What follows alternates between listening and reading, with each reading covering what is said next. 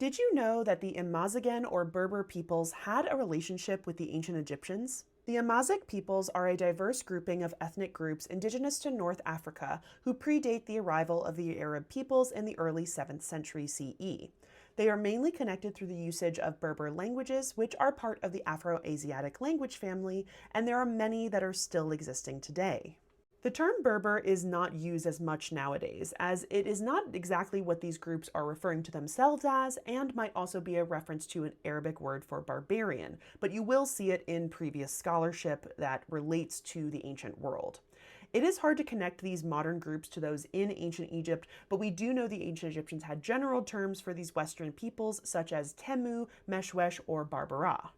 We don't have a lot of specific information about how the Imazighen people interacted with the ancient Egyptians, but we do know that they could be considered one of the 9 bows or enemies of Egypt, but they may have also settled in Egypt and worked as mercenaries or soldiers.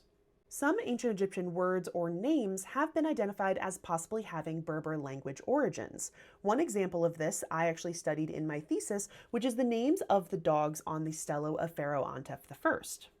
Imazighen peoples are still living in northern Africa as well as a diaspora outside of Africa, but there is still one group that actually lives within the Egyptian borders, and that is the Siwi peoples. They live in the Siwa Oasis and speak the Siwi language. Now, the oasis is in the western desert of Egypt and is home to approximately 24,000 Siwi peoples.